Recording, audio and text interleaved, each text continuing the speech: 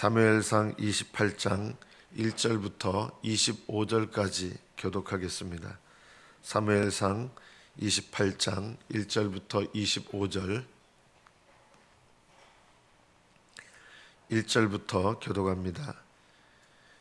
그때 블레셋 사람들이 이스라엘과 싸우려고 군대를 모집한지라 아기스가 다윗에게 이르되 너는 발키알라 너와 네 사람들이 나와 함께 나가서 군대에 참가할 것이니라.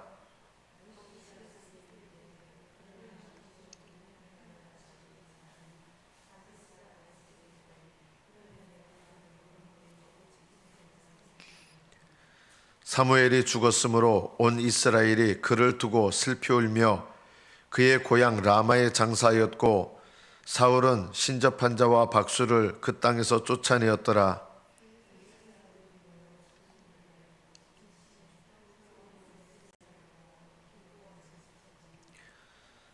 사울이 블레셋 사람들의 군대를 보고 두려워서 그의 마음이 크게 떨린지라.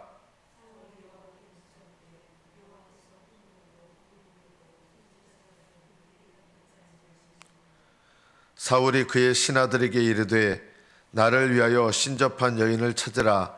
내가 그리로 가서 그에게 물으리라 하니 그의 신하들이 그에게 이르되 보소서 엔돌에 신접한 여인이 있나이다.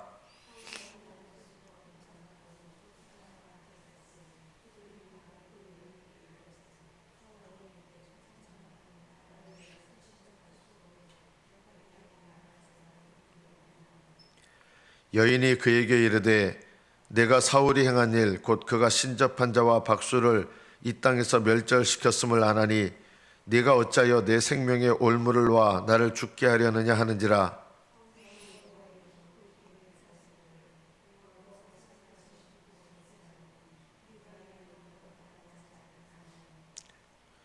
여인이 이르되 내가 누구를 내게로 불러 올리랴 하니 사울이 이르되 사무엘을 불러 올리라 하는지라.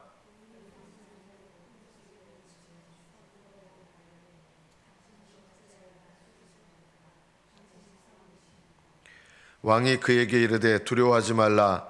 내가 무엇을 보았느냐 하니 여인이 사울에게 이르되 내가 영이 땅에서 올라오는 것을 보았나이다 하는지라.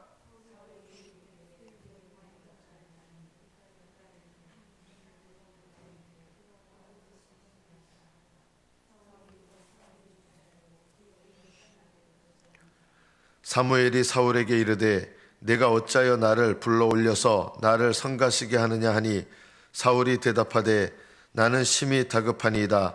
블레셋 사람들은 나를 향하여 군대를 일으켰고 하나님은 나를 떠나서 다시는 선지자로도 꿈으로도 내게 대답하지 아니하시기로 내가 행할 일을 알아보려고 당신을 불러 올렸나이다 하더라.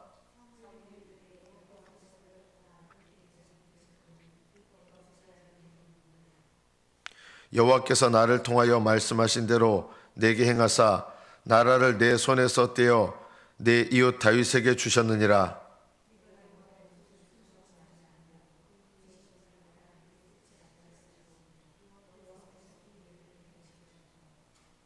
여호와께서 이스라엘을 너와 함께 블레셋 사람들의 손에 넘기시리니 내일 너와 내 아들들이 나와 함께 있으리라. 여호와께서 또 이스라엘 군대를 블레셋 사람들의 손에 넘기시리라 하는지라.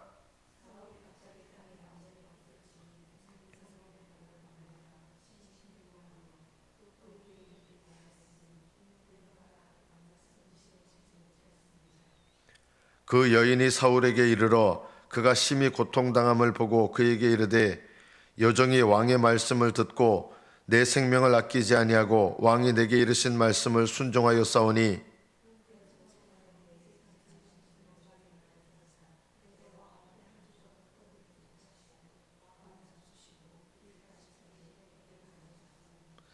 사울이 거절하여 이르되 내가 먹지 아니하겠노라 하니라.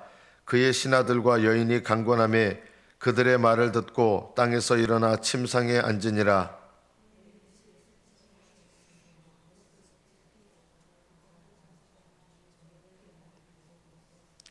사울 앞에와 그의 신하들 앞에 내놓으니 그들이 먹고 일어나서 그 밤에 가니라. 여기까지 받들어 읽겠습니다.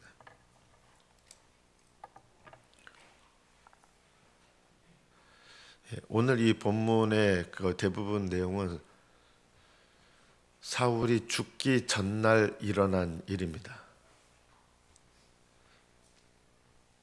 사울의 이 심리적 상태가 어떤 상태였느냐? 블레셋 군대와 일전을 앞두고 있는 상태에서 이제 보이는 게 있잖아요. 이 전투에서 이기지 못할 것이다라고 하는 그 두려움이 사울의 마음을 압도하고 있었습니다. 그래서 사람이 이제 어려움에 닥치면 지푸라기로도 잡고 싶은 마음이 들잖아요. 그래서 이때 비로소 사울은 하나님을 찾는 거예요. 자, 하나님은 응답하셨을까요? 우리들은 그냥 이런 생각하면, 여러분, 십자가에 달린 강도도 죽기 3시간 전에 예수님 붙잡았잖아요. 지금 사울은 죽기 하루 전날이거든요. 절박한 심정으로 하나님을 붙잡기를 원하는데 어떤 방법으로도 하나님이 응답하시지 않는 거예요. 하나님께서 구약시대에 이스라엘에게 또 제사장을 통해서 하나님의 뜻을 묻는 방법을 주셨는데 응답을 아예 안 하시는 거예요. 그래서 사울은 너무 답답해서 누구를 찾느냐면 무당을 찾습니다. 근데 이 무당을 찾기 전에 어떤 일을 했느냐? 사무엘이 먼저 죽었고요. 사무엘이 죽은 다음에 온 이스라엘의 박수, 무당, 신접한 자들을 쫓아냅니다. 이 모습만 보면 사울이 굉장히 신앙적인 것 같이 보여요. 여러분, 온 이스라엘 땅에서 박수와 신접한 자를 다 몰아낸 왕들이 그렇게 많지 않거든요. 그 이후의 왕들 중에도. 근데 사울의 이 모습을 보면 굉장히 신앙적인 결단을 내린 것 같잖아요. 그러나 사울은 결국에는 그렇게 쫓아냈던 무당을 자기가 급하니까 이제 찾아가는 거예요.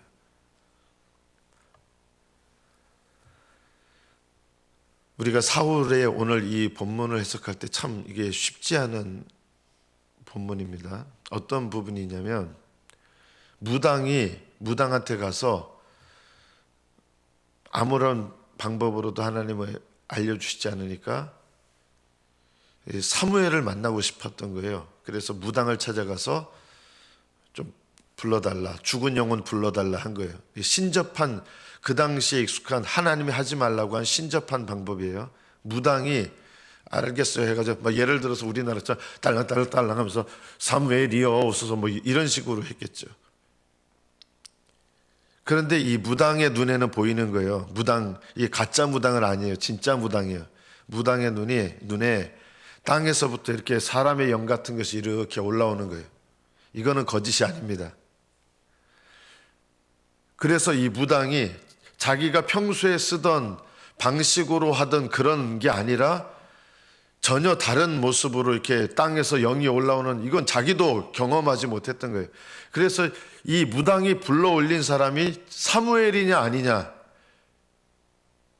이것도 많은 논쟁거리입니다. 왜냐하면 성경에서 사무엘이 이르되 해서 많은 신학자들 중에, 정통적인 분들 중에도 이건 실제 사무엘이다, 무당을 통해서 올라온 게 아니라 하나님께서 이 무당의 이 신접한 방법을 통해 가지고 사무엘을 끌어올리게 하셔서, 허락하셔서 사울에게 말하도록 하셨다. 그래서 이 영은 실제 사무엘일 것이다라고 하는 분들도 있습니다.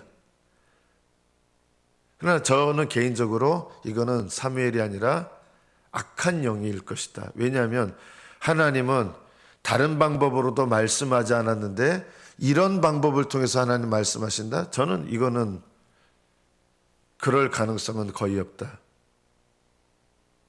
그래서 사무엘이 아니라 사무엘을 가장한 악한 영의 변장일 것이다.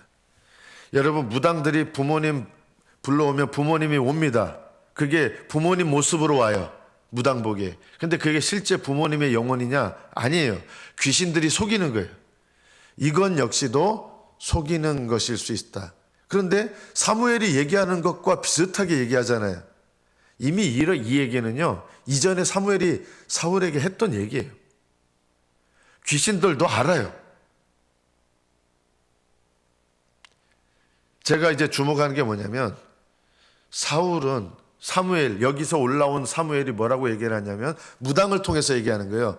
사울은 지금 아무 얘기도 안 들리고 무당이 신접한 가운데서 사무엘처럼 말하는 거예요. 하나님은 이런 방식으로 말하게 하시느냐? 저는 그렇지 않다고 봅니다. 지금 무당이 사무엘의 영을 접신해 가지고 사무엘처럼 지금 말하는 거예요. 오늘 내일 너와 너의 세 아들이 나와 함께 있을 것이다. 너 죽을 거다라고 하는 얘기예요. 근데 이게 맞는 얘기 같으면서도, 왜냐하면 실제로 그 다음날 죽거든요. 그러면 이게 문제가 뭐냐면, 사울은 사무엘이 있는 곳에 간다 그러면 사울은 구원받은 사람이 되잖아요.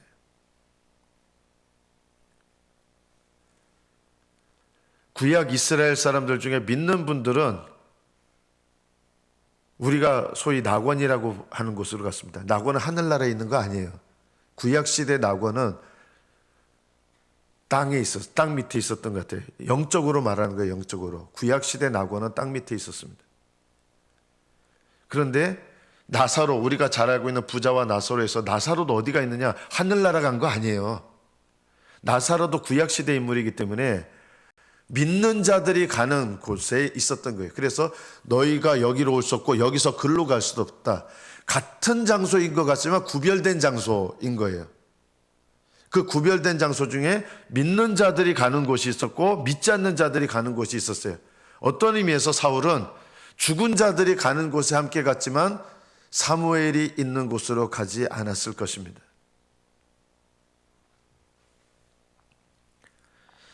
사울은, 저는 이 성경이 더 이상 말씀하지 않는 부분에 대해서는 조심스럽지만 사울은 어떻게 죽느냐?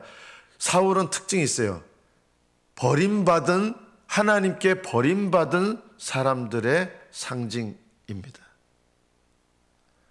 여러분은 혹시 이런 질문을 하실 수 있어요. 하나님은 버리십니까? 택하신 자를 버리십니까? 하나님께서 구원하시기로 택하신 자를 버리는 법은 결단코 없습니다. 결단코 없습니다. 자, 그러면 하나님은 버리시지 않습니까? 아닙니다. 버리십니다. 어떤 의미에서 버리느냐? 예수님께서 말씀하신 내용 중에 어부가 그물을 던져서 그 그물 속에 많은 고기가 올라옵니다. 그런데 그 그물 속에 올라온 고기 중에 좋은 것은 남겨두고 나쁜 것은, 악한 것은 버린다 그랬습니다.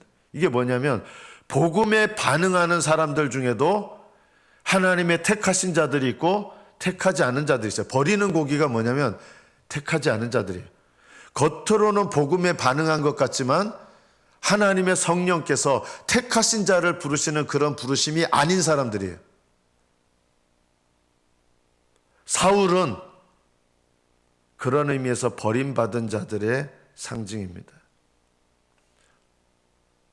구약시대 광야의 이스라엘 백성들은 약속의 땅에 못 들어갔습니다. 대부분이요. 그럼 그분들은 다 지옥 갔느냐? 그것은 아닙니다. 그분들 중에도 모세도 못 들어갔는데 모세는 하늘나라 가잖아요. 여호수아 갈렙 외에 2명 제외하고는 다 지옥 갔느냐? 그거는 아니에요. 그러나 광야에서 죽은 분들은 뭘 상징하느냐? 그분들이 지옥 갔다는 뜻이 아니라 광야에서 죽은 분들은 누구를 상징하느냐? 천국에 이르지 못하고 멸망하는 사람들의 상징인 거예요. 이 사울 왕의 모습은 하나님께 버림받는 자들의 상징이에요. 사울이 구원받았냐 구원받지 못했냐 이걸 떠나서 하나님께 버림받은 자들의 상징입니다. 그럼 왜 버림받았느냐? 우리가 오늘 말씀을 통해서 기억해야 될 것이 있습니다. 이것을 우리에게 적용해야 됩니다. 왜냐하면 사울을 통해서 하나님께서 버리는 자들의 특징이 있다는 거예요. 첫째, 회개할 기회를 주셨는데 회개할 기회를 붙잡지 않았습니다. 이사야 55장 6절에 보면 너희는 여호와를 만날 만한 때 찾으라 가까이 계실 때 그를 부르라. 구원과 회개의 기회를 주시는데 돌이키지 않으면 버림받습니다. 버림받는다는 말은 구원받았다가 구원에서 떨어진다는 뜻이 아니라 버림받는다는 말은 정확하게 표현하면 구원받지 않은, 진정으로 구원받지 않은 사람이란 뜻입니다. 하나님께서 택하신 자들은 구원받을 만한 때 하나님을 부릅니다. 가까이 계실 때 하나님을 찾습니다. 오늘 말씀을 통해서 여러분에게도 동일하게 하는 거예요. 하나님 가까이 계실 때 하나님 찾으십시오. 회개의 기회를 주실 때 회개하십시오.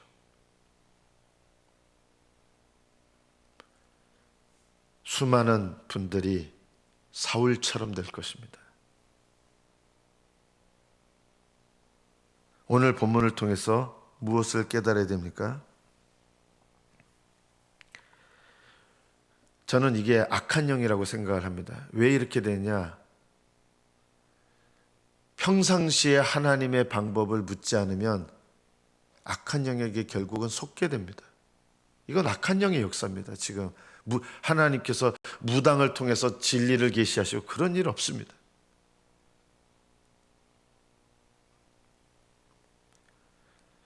여러분이 평상시에 하나님의 구원의 방법이 뭡니까? 깨어서 기도하시는 거, 하나님의 말씀을 사모하고 묵상하시는 거, 이런 걸 안 하면서 천국 가리라고 기대하지 마십시오. 저는 이런 잘못된 기대를 하시는 분들이 너무 많다. 너무너무 안타깝다. 말씀을 가까이 하지 않고 깨어 기도하지 않으면서 천국 갈 거라고 생각합니다. 저는 이런 생각들이 너무나 안타깝습니다. 이것이 영혼을 좀막는 병의 원인입니다. 이건 믿음이 아닙니다. 하나님의 은혜와 구원과 회개의 기회를 스스로 내버리는 것과 같은 것입니다. 많은 그리스도인들이 깨어 기도하지 않고 하나님 말씀을 읽고 묵상하고 적용하려 하지 않으면서 나는 예전에 구원받았으니까 저절로 나는 구원받은 거 떨어지지 않고 하늘나라 간다고 생각하는데 결국은 사울과 같은 모습을 보게 될 것입니다. 사울은 또 자살했어요. 자살하면 무조건 지옥 갑니까? 물론 그거는 아닙니다. 그러나 자살하시는 분들이 천국 가는 경우는 거의 없습니다. 왜 자살을 하느냐? 믿음이 없기 때문에 자살하는 겁니다. 저는 얼마 전에도 이런 게 있잖아요. 술 하시고 담배 하시는 분들 교회 오셔야 됩니다. 심지어 바람 피는 분도 오셔야 됩니다. 그러나 문제는 뭐냐면 술 먹고 담배 피고 바람 피는 건 죄가 아니냐? 아닙니다. 죄입니다. 예수님을 믿는 사람들이 술 먹고 담배 피는 게 죄가 아니라고 하시는 분들인데 죄 맞습니다. 하나님은 어떻게 보면 다윗은 사울보다 더 큰 죄를 지은 사람이에요. 근데 왜 사울은 용서받지 못했고 다윗은 용서받았습니까? 중요한 차이점이 있습니다. 사울은 회개하지 않았고 다윗은 회개했다는 것입니다. 아무리 큰 죄라도 회개한 죄는 용서받을 수 있지만 아무리 작은 죄도 회개하지 않는 죄는 용서받을 수 없습니다. 하나님께서 구원하시는 사람들의 영적인 특징이 뭔지 아십니까? 평생에 걸쳐서 회개합니다. 거룩함을 추구합니다. 이것이 없이 당연히 하늘나라 들어가리라고 확신하시는 분들은 그 확신이 자기 영혼을 좀먹는 암이 될 것입니다. 그건 확신이 아닙니다. 사울의 이 최후의 모습을 통해서 우리에게 경고하시는 겁니다. 사울처럼 되지 말고 다윗처럼 되라는 것입니다. 다윗은 사울보다 더 큰 죄를 범했지만 그 죄에 대해서 진심으로 애통하고 뉘우치고 회개했다는 것입니다. 그래서 다윗과 사울의 운명이 완전히 다릅니다. 베드로는 가룟 유다보다 더 큰 죄를 지었습니다. 그러나 어떤 차이가 있는지 아십니까? 가룟 유다는 전혀 회개하지 않았습니다. 베드로는 회개했습니다. 이것이 차이입니다. 천국에 들어가는 백성들과 들어가지 못하는 백성들의 가장 큰 차이가 뭔지 아십니까? 누가 더 많이 죄를 지었느냐, 덜 죄를 지었느냐? 결코 그거 아닙니다. 하나님 앞에 진정으로 회개하는 신앙인가, 회개하지 않는 신앙인가? 회개하지 않는 신앙이란 말은 말에 어폐가 있는 것이죠. 이것의 차이입니다. 베드로는 가룟 유다보다 더 큰 죄를 지었음에도 불구하고 하나님께 돌이켜 회개했습니다. 천국에 들어가는 신앙의 특징은 돌이켜 회개하는 것입니다. 어느 정도는 알 수 있습니다. 우리가 함부로 내 신앙은 판단해야 되지만 남의 신앙은 판단하면 안 되잖아요. 그러나 어느 정도 알 수 있는 게 있습니다. 열매를 통해서. 그게 뭡니까? 우리는 이거는 통해서 신앙을 판단하라고 한 거 있어요. 그게 뭐예요? 열매예요. 성령의 열매가 있는가, 회개의 열매가 있는가. 사실은 두 가지가 동일한 것입니다. 회개의 열매가 있는가, 성령의 열매가 있는가. 우리는 어떤 걸 가지고 판단하라고 하지 않았지만 열매를 보고는 판단할 수 있습니다. 사울은 회개의 기회를 붙잡지 않았습니다. 그리고 죽을 전날이 돼서 이 방법 저 방법으로 했는데 하나님은 응답하지 않으셨습니다. 왜 그러셨는가? 사울에게 주셨던 많은 회개의 기회를 사울은 걷어차버렸기 때문입니다. 하나님은 사울을 통해서 우리에게 말씀하시는 거예요. 오늘 내가 회개하려고 애쓰셔야 되고 오늘 돌이키려고 애를 쓰셔야지 미루지 마십시오. 언젠가 하나님께서 나를 돌이키시겠지.